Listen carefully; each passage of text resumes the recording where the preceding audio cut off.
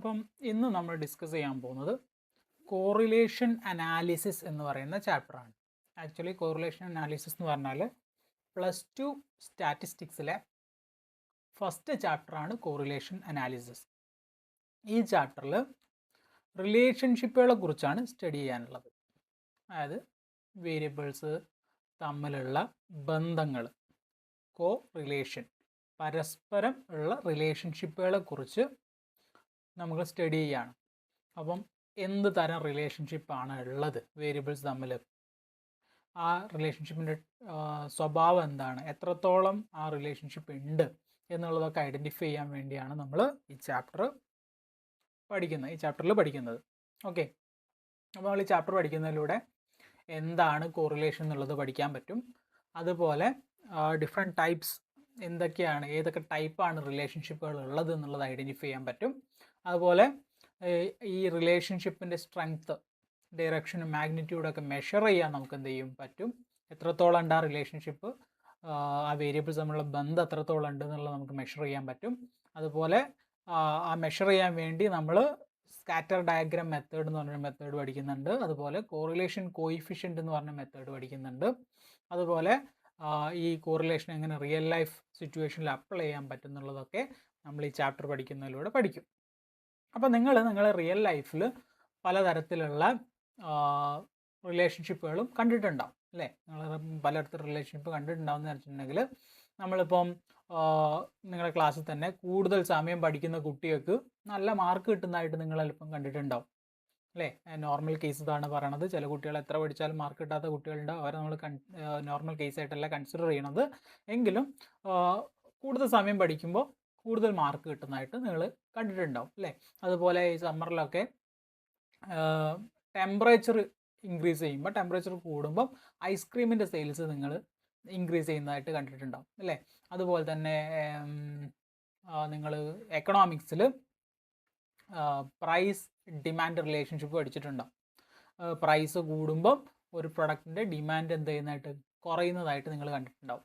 പിന്നെ നിങ്ങളുടെ ഡെയിലി ലൈഫിൽ എന്തായാലും നിങ്ങൾ ഫീൽ ചെയ്തിട്ടുള്ളൊരു കാര്യമായിരിക്കും, ഇപ്പം നിങ്ങൾ കൂടുതൽ സമയം രാത്രി കിടക്കുന്നതിന് മുന്നേ കൂടുതൽ സമയം ഇൻസ്റ്റഗ്രാമിൽ നിങ്ങൾ സ്ക്രോൾ ചെയ്തിരിക്കുമ്പം, അല്ലെങ്കിൽ ഷോർട്സ് സ്ക്രോൾ ചെയ്തിരിക്കുമ്പോൾ നിങ്ങളുടെ ക്വാളിറ്റി സ്ലീപ്പ് എന്ത് ചെയ്യും കുറയുന്നതായിട്ട് നിങ്ങൾ കണ്ടിട്ടുണ്ടാവും. അപ്പോൾ ഇതൊക്കെ തമ്മിൽ എന്തോ ഒരു റിലേഷൻ ഉണ്ട് എന്നുള്ളത് നിങ്ങൾക്ക് എന്ത് ചെയ്യാൻ പറ്റും, ഐഡൻറ്റിഫൈ ചെയ്യാൻ പറ്റും. അത്തരത്തിൽ ഈ വേരിയബിൾസ് തമ്മിലുള്ള റിലേഷൻഷിപ്പിനെയാണ് ആക്ച്വലി കോറിലേഷൻ എന്ന് വിളിക്കാം. ഇവിടെ ഈ തന്നിട്ടുള്ള ഈ സൈഡ് തന്നിട്ടുള്ള ഡെഫിനിഷനിൽ പറഞ്ഞിട്ടുള്ളത് റിലേഷൻഷിപ്പ് ബിറ്റ്വീൻ 2 വേരിയബിൾസ് എന്നാണ് പറഞ്ഞത് അല്ലേ? 2 വേരിയബിൾസ് എപ്പോഴും 2 വേരിയബിൾ ആവണമെന്നില്ല. നിങ്ങൾക്ക് ഈ ചാപ്റ്ററിൽ പഠിക്കാനുള്ളത് വേരിയബിൾസ് ബിറ്റ്വീൻ 2 വേരിയബിൾസ് ആണ് നിങ്ങൾക്ക് സ്റ്റഡി ചെയ്യാനുള്ളത്. അതുകൊണ്ടാണ് ഇവിടെ ഡെഫിനിഷനിൽ 2 എന്ന് പറഞ്ഞിട്ടുള്ളത്. ആക്ച്വലി കോറിലേഷൻ അങ്ങനെ 2 എന്നുള്ള ലിമിറ്റേഷൻ ഒന്നുമില്ല. 2 കൂടുതൽ വേരിയബിൾസ് തമ്മിലുള്ള റിലേഷൻഷിപ്പ് നമുക്ക് കോറിലേഷൻ ഉപയോഗിച്ച് എന്ത് ചെയ്യാൻ പറ്റും, അനലൈസ് ചെയ്യാനൊക്കെ പറ്റും. അപ്പോൾ ഇവിടെ പറയുന്ന കാര്യം relationship between 2 variables are called correlation അല്ലേ? അപ്പോൾ അവിടെ ഒരു വേരിയബിൾ എന്നുള്ള വേർഡ് വന്നു. നമുക്ക് വേരിയബിൾ എന്താണെന്ന് നമുക്ക് ഡിസ്കസ് ചെയ്യാം, അതവിടെ നിൽക്കട്ടെ. അപ്പം കോറിലേഷൻ അനാലിസിസ് എന്ന് പറഞ്ഞാലോ, ഇവിടെ കോറിലേഷൻ തന്നെയാണ് പറഞ്ഞത്, കോറിലേഷൻ എന്നും പറയാം, കോറിലേഷൻ അനാലിസിസ് എന്നും പറയാം. It is a statistical method അല്ലെങ്കിൽ സ്റ്റാറ്റിസ്റ്റിക്കൽ ടൂളാണ് which is used to measure the relationship between 2 or more variables. ഇവിടെ 2 തന്നെ വീണ്ടും പറഞ്ഞിട്ടുള്ളത്, നിങ്ങളുടെ ഡെഫിനിഷനിൽ നിങ്ങൾ അത് പഠിച്ചാൽ മതി. Relationship between 2 variables, statistical method used to measure the relationship between 2 variables. Okay, അപ്പോൾ നമുക്ക് ഇതിലൂടെ എന്തൊക്കെ മനസ്സിലാക്കാം? കോറിലേഷൻ അനാലിസിസ് നടത്തുന്നതിലൂടെ നമുക്ക് 2 വേരിയബിൾ റിലേറ്റഡ് ആണോ അല്ലേ എന്നുള്ളത് നമുക്ക് ഐഡൻറ്റിഫൈ ചെയ്യാം, whether those 2 variables are related or not അല്ലേ? പിന്നെയോ how strong they are related, അവരുടെ റിലേഷൻഷിപ്പിൻ്റെ സ്ട്രെങ്ത് എന്താണ്, എത്രത്തോളം റിലേറ്റഡ് ആണ് ആ വേരിയബിളുകൾ എന്നുള്ളത് മനസ്സിലാക്കാൻ പറ്റും. ആൻഡ് ദ ഡിറക്ഷൻ, ഏത് ഡയറക്ഷനിലാണ് ആ വേരിയബിൾസ് മൂവ് ചെയ്യുന്നത്. ഒരു വേരിയബിൾ കൂടുമ്പോൾ മറ്റേ എന്താ സംഭവിക്കുന്നത്, കുറയുമ്പോൾ മറ്റേ എന്താ സംഭവിക്കുന്നത് എന്നൊക്കെയാണ് ഡിറക്ഷൻ കൊണ്ട് ഉദ്ദേശിക്കുന്നത്. അപ്പോൾ ഇത്രയും കാര്യങ്ങൾ നമുക്ക് കോറിലേഷൻ അനാലിസിസിലൂടെ എന്ത് ചെയ്യാൻ പറ്റും, കണ്ടുപിടിക്കാൻ പറ്റും. ഓക്കെ, ഇനി അപ്പം നമ്മൾ നേരെ പറഞ്ഞു വേരിയബിൾസ് തമ്മിലുള്ള റിലേഷൻഷിപ്പ് എന്ന് പറഞ്ഞില്ല. അപ്പോൾ വേരിയബിൾ എന്താണെന്ന് അറിയണം. അപ്പോൾ variable is anything whose value changes. അതായത് വാല്യൂ ചേഞ്ച് ചെയ്തുകൊണ്ടിരിക്കുന്നതിനെ നമ്മൾ വിളിക്കുന്ന പേരാണെന്ത്? വേരിയബിൾ. നിങ്ങൾ ചെറിയ ക്ലാസ്സിലൊക്കെ പഠിച്ചിട്ടുണ്ടാവും, ചെറിയ ക്ലാസ് മുതലേ പഠിച്ചിട്ടുണ്ടാവും എന്ത്? ഗ്രാവിറ്റീൻ്റെ വാല്യൂ അല്ലേ? ഗ്രാവിറ്റീൻ്റെ വാല്യൂ 9.8 ആണെന്ന് നമ്മൾ ചെറിയ ക്ലാസ്സിൽ എന്ത് ചെയ്തിട്ടുണ്ടാവും? പഠിച്ചിട്ടുണ്ടാവും. 9.8 m/s² അല്ലേ? 9.8 ആണ് ഗ്രാവിറ്റീൻ്റെ value, acceleration due to gravity. അത് ഭൂമിയിൽ എല്ലാ സ്ഥലത്തും അതിൻ്റെ വാല്യൂ തന്നെയാണ് 9.8. അതൊരു കോൺസ്റ്റൻറ്റ് വാല്യൂ ആണ്. നേരെ മറിച്ച് വേറെ പല കാര്യങ്ങളും പ്ലേസ് ടു പ്ലേസ് അല്ലേ, person to person, location to location, case to case എന്ത് ചെയ്തുകൊണ്ടിരിക്കും? മാറിക്കൊണ്ടിരിക്കും. അത്തരത്തിൽ മാറിക്കൊണ്ടിരിക്കുന്നതിനെയാണ് നമ്മൾ എന്ത് വിളിക്കുക? ആക്ച്വലി വേരിയബിൾസ് എന്ന് വിളിക്കുക. ഇപ്പോൾ എക്സാമ്പിൾ പറയുകയാണെങ്കിൽ ഹൈറ്റ്. അപ്പോൾ നിങ്ങളുടെ ക്ലാസ്സിലെ കുട്ടികളെ ഞാൻ വിളിക്കുകയാണ്, എന്നിട്ട് ഓരോരുത്തരോട് ഹൈറ്റ് ചോദിക്കുമ്പോൾ ഓരോ ആളുകളും അവരുടെ ഹൈറ്റാണ് പറയുക. അതിങ്ങനെ മാറിക്കൊണ്ടിരിക്കും. ഓരോ പേഴ്സൺ ടു പേഴ്സൺ ആ വാല്യൂ എന്ത് ചെയ്തുകൊണ്ടിരിക്കും? ചേഞ്ച് ചെയ്തുകൊണ്ടിരിക്കും. വെയിറ്റ് അതുപോലെ തന്നെ മാറിക്കൊണ്ടിരിക്കും അല്ലേ? ടെമ്പറേച്ചർ ഡേ ടു ഡേ അല്ലെങ്കിൽ ലൊക്കേഷൻ ടു ലൊക്കേഷൻ അത് എന്ത് ചെയ്തുകൊണ്ടിരിക്കും? ചേഞ്ച് ചെയ്തുകൊണ്ടിരിക്കും. Age person to person change ചെയ്തുകൊണ്ടിരിക്കും. മാർക്ക് അല്ലേ, കേസ് ടു കേസ് മാറിക്കൊണ്ടിരിക്കും. ഇൻകം അതുപോലെ തന്നെ ഓരോ കേസിലും ഓരോരോ വാല്യൂ ആണ് ഉണ്ടാവുക. അപ്പോൾ ഇത്തരത്തിൽ ഈ പറഞ്ഞ കാര്യങ്ങളൊക്കെ എന്ത് ചെയ്തുകൊണ്ടിരിക്കും? ചേഞ്ച് ചെയ്തുകൊണ്ടിരിക്കും. അങ്ങനെ ചേഞ്ച് ചെയ്യുന്ന കാര്യങ്ങളെയാണ് നമ്മളൊരു വേരിയബിൾ എന്ന് വിളിക്കുക.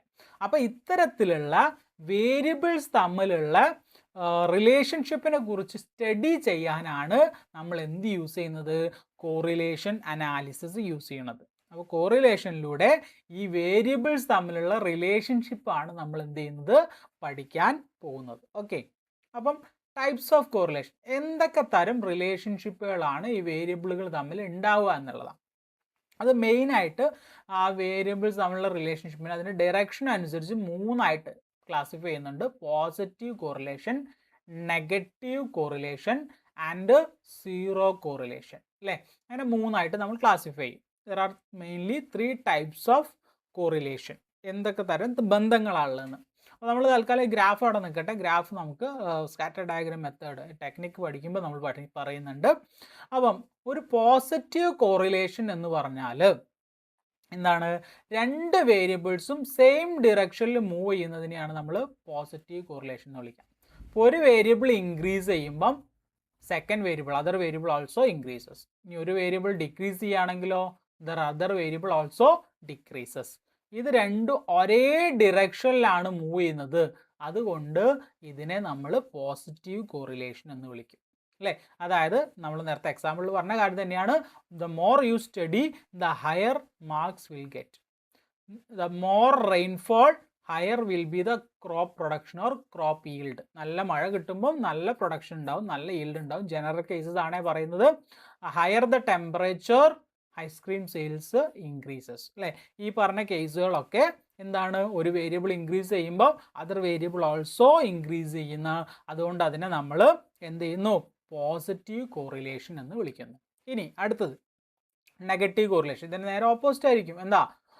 The variables move in opposite direction. ഒരു വേരിയബിൾ ഇൻക്രീസ് ചെയ്യുമ്പം ദ സെക്കൻഡ് വേരിയബിൾ എന്ത് ചെയ്യുന്നു? ഡിക്രീസ് ചെയ്യുന്നു. ഒരു വേരിയബിൾ ഇൻക്രീസ് ചെയ്യുന്നു, ദ അതർ വേരിയബിൾ ഡിക്രീസ് ചെയ്യുന്നു. ഫസ്റ്റ് വേരിയബിൾ ഡിക്രീസ് ചെയ്യുന്നു, then the other variable increase ചെയ്യുന്നു അല്ലേ? അപ്പോൾ ഇത്തരത്തിലുള്ള റിലേഷൻഷിപ്പുകൾ, ഓപ്പോസിറ്റ് ഡിറക്ഷനിൽ മൂവ് ചെയ്യുന്ന റിലേഷൻഷിപ്പുകളെയാണ് നമ്മൾ നെഗറ്റീവ് കോറിലേഷൻ എന്ന് വിളിക്കുക. അതായത് ആ വേരിയബിൾ തമ്മിൽ നെഗറ്റീവ്ലി കോറിലേറ്റഡ് ആണ് അല്ലേ? വേരിയബിൾ എന്ന് റിലേഷൻ ഉണ്ട്, പക്ഷെ നെഗറ്റീവ്ലി ആണ് ആ റിലേഷൻ ഉള്ളത്. നമ്മൾ പറഞ്ഞ എക്സാമ്പിൾ തന്നെ, പ്രൈസ് ഇൻക്രീസ് ചെയ്യുമ്പോൾ ഡിമാൻഡ് എന്ത് ചെയ്യുന്നു? ഡിക്രീസ് ചെയ്യാണ്. പ്രൈസ് ഇൻക്രീസ് ചെയ്യുന്ന, ഡിമാൻഡ് ഡിക്രീസ് ചെയ്യുന്നു. ഇനിയോ നമ്മൾ വേറൊരു എക്സാമ്പിൾ നോക്കുകയാണെങ്കിൽ സ്പീഡ് അല്ലേ? മോർ സ്പീഡ് ലെസ് ടൈം അല്ലേ? നമ്മൾ ഒരു 50 km/h പോകുമ്പം 2 hours എടുത്തിട്ടുണ്ടെങ്കിൽ 100 km/h ആക്കുമ്പം എത്ര അവർ എടുക്കുള്ളൂ?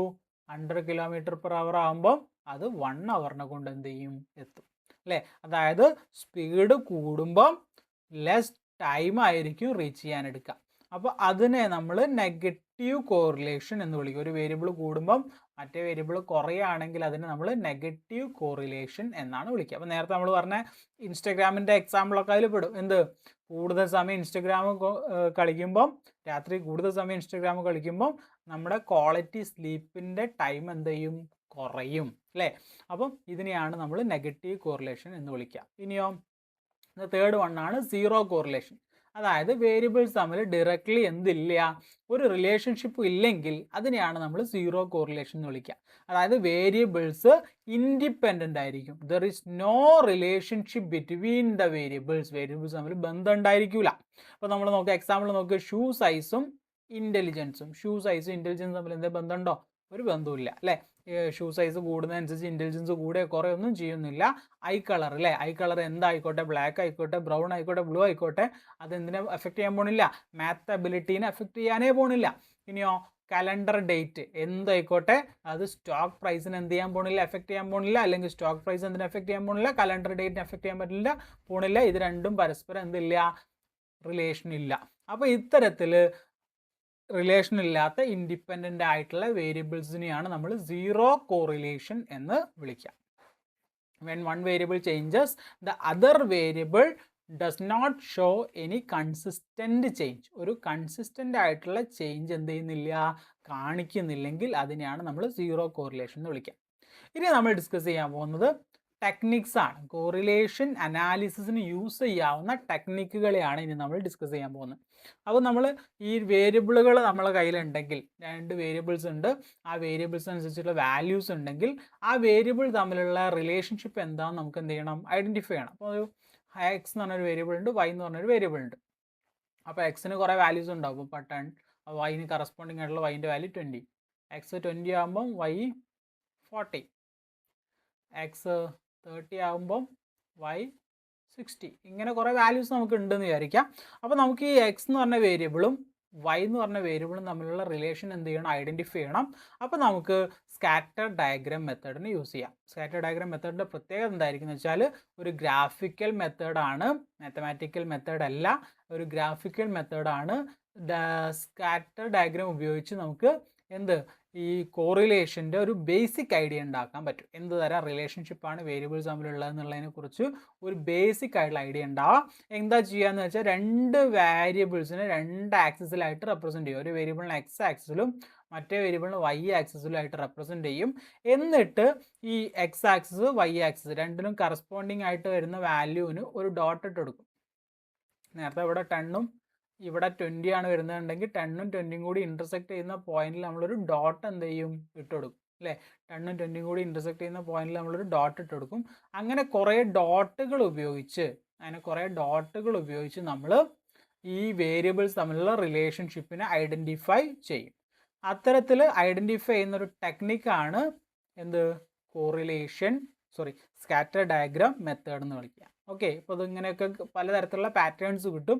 ആ പാറ്റേൺ നോക്കി നമുക്ക് തീരുമാനിക്കുക എന്ത് തരം കോറിലേഷനാണ് തമ്മിലുള്ളതെന്ന്. ഞാൻ കുറച്ച് എക്സാമ്പിൾസ് എന്ത് ചെയ്തിട്ടുണ്ട്, നമ്മളിതുപോലെ എക്സ് എന്ന് പറഞ്ഞ വേരിയബിളും വൈ എന്ന് പറഞ്ഞ വേരിയബിളും കൺസിഡർ ചെയ്യുമ്പോൾ ഇവിടെ ഞാൻ എക്സ് ആയിട്ട് ഹൈറ്റ് എടുക്കുന്നത്, വൈ ആയിട്ട് എന്തെടുക്കുന്നു? വെയിറ്റ് എടുക്കുന്നു. അങ്ങനെ ഹൈറ്റും വെയിറ്റും നമ്മളിങ്ങനെ ഒരു ഡാറ്റ ഉണ്ടെങ്കിൽ നമുക്ക് എന്ത് ചെയ്യാം?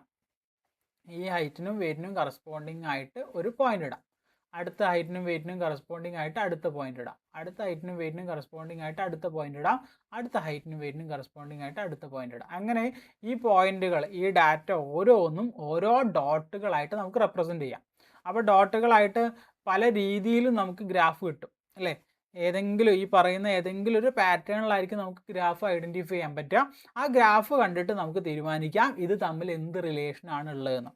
അപ്പോൾ എപ്പോഴും താഴെ നിന്ന് മുകളിലോട്ടൊരു അപ്വേർഡ് ഡിറക്ഷനിലാണ് പോയിന്റ്സ് പോകുന്നതെന്നുണ്ടെങ്കിൽ അത് പോസിറ്റീവ് കോറിലേഷൻ ആയിരിക്കും. അത് എപ്പോഴും അങ്ങനെ ആലോചിച്ച് വെച്ചാൽ മതി.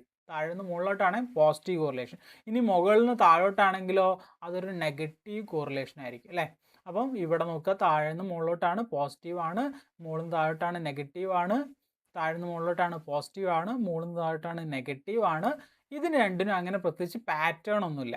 അപ്പം താഴെ നിന്ന് മുകളിലോട്ടുള്ളതൊക്കെ പോസിറ്റീവ് കോറിലേഷൻ എന്ന് വിളിക്കാം, മുകളിൽ നിന്ന് താഴോട്ട് വരുന്നതൊക്കെ നെഗറ്റീവ് കോറിലേഷൻ എന്ന് വിളിക്കാം. ഇനി അങ്ങനെ പാറ്റേൺ ഒന്നും ഇല്ലാത്തതിന് നമുക്ക് സീറോ കോറിലേഷൻ അല്ലെങ്കിൽ നോ കോറിലേഷൻ എന്നും വിളിക്കാറുണ്ട്. അപ്പോൾ ഇത് രണ്ടും സീറോ കോറിലേഷൻ അല്ലെങ്കിൽ നോ കോറിലേഷൻ ആണെന്ന് ആദ്യം തന്നെ ഐഡൻറ്റിഫൈ ചെയ്തു. താഴെ നിന്ന് മുകളിലോട്ടുള്ളതൊക്കെ പോസിറ്റീവ് ആണ്, അതായത് ഫസ്റ്റ് വൺ പോസിറ്റീവ് ആണ്, തേർഡ് വൺ പോസിറ്റീവ് ആണ്, പിന്നെ ഫിഫ്ത്ത് വൺ പോസിറ്റീവ് ആണ്, അല്ലേ? ഇനി സെക്കൻഡും ഫോർത്തും സിക്സ്ത്തും ഒക്കെ എന്താണ്? നെഗറ്റീവ് ആണ്. ഇനിയോ ഇത് എത്രത്തോളം സ്ട്രെങ്ത് ഉണ്ട് ഈ റിലേഷൻഷിപ്പിന് എന്നാണ്. മറ്റേ ഡയറക്ഷൻ കിട്ടി, പോസിറ്റീവ് നെഗറ്റീവിലൂടെ ഡയറക്ഷൻ കിട്ടും. ഇനി മാഗ്നിറ്റ്യൂഡ് കിട്ടണം, എത്രത്തോളം സ്ട്രെങ്ത് ഉണ്ട് റിലേഷൻഷിപ്പിന് എന്ന്. അത് എപ്പോഴും ഇങ്ങനെ ഒരു സ്ട്രെയിറ്റ് ലൈനിൻ്റെ പാറ്റേൺ ആണെങ്കിൽ അതിനെ നമ്മൾ പെർഫെക്റ്റ് കോറിലേഷൻ എന്ന് വിളിക്കാം. അപ്പോൾ ഇവിടെ താഴെ നിന്ന് മുകളിലോട്ടുള്ള സ്ട്രെയിറ്റ് ലൈൻ ആകുമ്പോൾ അതിനെ പെർഫെക്റ്റ് പോസിറ്റീവ് കോറിലേഷൻ എന്ന് വിളിക്കും. മുകളിൽ നിന്ന് താഴോട്ട് വരുന്ന ഒരു സ്ട്രെയിറ്റ് ലൈൻ ആണെങ്കിൽ അതെന്തായിരിക്കും, പെർഫെക്റ്റ് നെഗറ്റീവ് കോറിലേഷൻ എന്ന് വിളിക്കും. ഇനിയോ താഴെ നിന്ന് മുകളിലോട്ട് പോകുന്നു, പക്ഷേ സ്ട്രെയിറ്റ് ലൈൻ അല്ല, പക്ഷേ പോയിന്റുകൾ എന്താണ്, വളരെ ഡെൻസ്ഡ് ആയിട്ട് അടുത്തടുത്താണ് എന്ത് ചെയ്യുന്നത്, കിടക്കുന്നത്. വളരെ ഡെൻസായിട്ട് പോയിന്റുകളുണ്ട്. ഒരു സ്ട്രെയിറ്റ് ലൈനിനോട് ചേർന്നുള്ള രീതിയിൽ പോയിന്റുകൾ വളരെ ഡെൻസായിട്ട് കിടക്കുകയാണെങ്കിൽ അതിനെ നമ്മൾ ഹൈ പോസിറ്റീവ് കോറിലേഷൻ വിളിക്കും. ഇനി താഴോട്ട് അതുപോലെ തന്നെ വളരെ ഡെൻസ്ഡ് ആയിട്ടാണ് പോയിന്റുകൾ ഉള്ളത്, അടുത്തടുത്താണ് പോയിന്റുകൾ ഉള്ളത്, അങ്ങനെയാണെങ്കിൽ അത് ഹൈ നെഗറ്റീവ് കോറിലേഷൻ എന്നാണ് വിളിക്കുക. ഇനിയോ ഇവിടെ നിന്ന് താഴോട്ട് മുകളിലോട്ട് പോകുന്നു, പക്ഷേ പോയിന്റുകൾ വളരെ സ്കാറ്റേഡ് ആയിട്ടാണ്, അടുത്തടുത്തല്ല. പക്ഷേ നമുക്കൊരു പാറ്റേൺ ഐഡൻറ്റിഫൈ ചെയ്യാൻ പറ്റുന്നുണ്ട്, താഴെ നിന്ന് മുകളിലോട്ടാണെന്നുള്ള പാറ്റേൺ നമുക്ക് ഐഡൻറ്റിഫൈ ചെയ്യാൻ പറ്റുന്നുണ്ട്. അതുകൊണ്ട് അതിനെ ലോ പോസിറ്റീവ് എന്ന് വിളിക്കും. ഇനി മുകളിൽ നിന്ന് താഴോട്ട് വരുന്നതാണെങ്കിലോ അതും മുകളിൽ താഴോട്ടാണെന്നുള്ള പാറ്റേൺ നമുക്ക് ഐഡൻറ്റിഫൈ ചെയ്യാനുണ്ട്, പക്ഷേ സ്കാറ്റേഡ് ആയിട്ടാണ് പോയിന്റുകൾ ഉള്ളത്, അതിനെ ലോ നെഗറ്റീവ് കോറിലേഷൻ എന്നും വിളിക്കും. ഇനി ഇത് രണ്ടും പാറ്റേൺ ഇല്ല, അതുകൊണ്ട് അതിനെ നോ കോറിലേഷൻ അല്ലെങ്കിൽ സീറോ കോറിലേഷൻ നമുക്ക് ഐഡൻറ്റിഫൈ ചെയ്യാൻ പറ്റും. അപ്പോൾ ഇങ്ങനെ നമുക്ക് എന്ത് തരം റിലേഷൻഷിപ്പാണ് ഈ വേരിയബിൾസ് തമ്മിലുള്ളത് നമുക്ക് എന്ത് ചെയ്യാൻ പറ്റും, ഐഡൻറ്റിഫൈ ചെയ്യാൻ പറ്റും. ഒരു വേരിയബിളിന് എക്സ് ആക്സിസിലും മറ്റൊരു വേരിയബിളിന് വൈ ആക്സിസിലും കൂടി മാർക്ക് ചെയ്യുമ്പോൾ നമുക്ക് ഈ രീതിയിൽ ഏതെങ്കിലും ഒരു രീതിയിലായിരിക്കും ഗ്രാഫ് കിട്ടുക. അപ്പോൾ ആ ഗ്രാഫ് അല്ലെങ്കിൽ ആ സ്കാറ്റർ ഡയഗ്രാം നോക്കിയിട്ട് നമുക്ക് ഐഡൻറ്റിഫൈ ചെയ്യാം what is the relationship between the variables എന്നുള്ള കാര്യം. ഓക്കെ, ഇനി നമുക്ക് എന്ത് ചെയ്യാൻ പറ്റും, ഏതെങ്കിലും ഒരു ഡാറ്റ കിട്ടിയാൽ നമുക്കത് തമ്മിലുള്ള കോറിലേഷൻ എന്താണെന്ന് നമുക്ക് എന്ത് ചെയ്യാൻ പറ്റും, ഐഡൻറ്റിഫൈ ചെയ്യാൻ എന്ത് ചെയ്യും പറ്റും എന്നുള്ള കാര്യം മനസ്സിലാക്കാം. ഓക്കെ, അപ്പം ഇതിനെയാണ് സ്കാറ്റർ ഡയഗ്രാം മെത്തേഡ് എന്ന് നമ്മൾ വിളിക്കുക. അപ്പോൾ സ്കാറ്റർ ഡയഗ്രാം മെത്തേഡ് ഉപയോഗിച്ച് ജസ്റ്റ് അതിൻ്റെ ഒരു റഫ് ഐഡിയ നമുക്ക് ഉണ്ടാക്കാൻ പറ്റും. അതായത് മാത്തമാറ്റിക്കൽ മെത്തേഡ് അല്ലാത്തത് കൊണ്ട് തന്നെ ഒരു റഫ് ഐഡിയ ആണ് നമുക്ക് ഉണ്ടാക്കുക. എക്സാക്റ്റ് ഒരു വാല്യൂ നമുക്ക് ഇതിലൂടെ ഐഡൻറ്റിഫൈ ചെയ്യാൻ പറ്റില്ല. പിന്നെ അതിൻ്റെ പ്രശ്നം എന്താ വെച്ചാൽ രണ്ട് വേരിയബിൾ തമ്മിലുള്ള റിലേഷൻഷിപ്പ് തന്നെ ഇതിലൂടെ ഐഡൻറ്റിഫൈ ചെയ്യാൻ പറ്റുള്ളൂ. പിന്നെ ഉള്ള കാര്യം ഒരു റഫ് ഐഡിയ, ഇതിൻ്റെ നമുക്ക് ഒരു വാല്യൂ ഇല്ലാത്തത് കൊണ്ട് തന്നെ ഇത് ഉപയോഗിച്ച് നമുക്ക് ഫ്യൂച്ചർ ആയിട്ടുള്ള വേറെ ഏതെങ്കിലും ഒരു അൾജിബ്രിക് ഇക്വേഷനിൽ ഒരു അൾജിബ്രിക് വാല്യൂ ഇല്ലാത്തതുകൊണ്ട് തന്നെ വേറൊരു ഇക്വേഷനിൽ ഇത് അപ്ലൈ ചെയ്യാൻ പറ്റില്ല. ഫർദർ അൾജിബ്രിക് ആപ്ലിക്കേഷൻ ഇതിലില്ല എന്നുള്ളത് ഇതിൻ്റെ പ്രശ്നമാണ്. പക്ഷേ ഇതൊരു സിമ്പിൾ മെത്തേഡാണ്, മാത്തമാറ്റിക്കൽ ടെക്നിക്ക് അല്ലാത്തതുകൊണ്ട് വളരെ സിമ്പിളാണ്, എളുപ്പം എല്ലാവർക്കും മനസ്സിലാക്കാൻ പറ്റുന്ന ടെക്നിക്കാണ് എന്നുള്ളതൊക്കെയാണ് ഇതിൻ്റെ അഡ്വാൻറ്റേജ് ഉള്ളത്. അപ്പം ഇന്നത്തേക്ക് ഇത്ര മതി. അപ്പോൾ scatter diagram method correlation coefficient അല്ല, കോറിലേഷൻ അനലൈസ് ചെയ്യാനുള്ള അല്ലെങ്കിൽ ഈ രണ്ട് വേരിയബിൾസ് തമ്മിലുള്ള റിലേഷൻഷിപ്പ് മെഷർ ചെയ്യാൻ യൂസ് ചെയ്യുന്ന ഫസ്റ്റ് ടെക്നിക്കാണ് ആക്ച്വലി സ്കാറ്റർ ഡയഗ്രാം മെത്തേഡ് എന്ന് പറയണത്. ഓക്കെ, ബാക്കി നമുക്ക് നെക്സ്റ്റ് വീഡിയോയിൽ ഡിസ്കസ് ചെയ്യാം.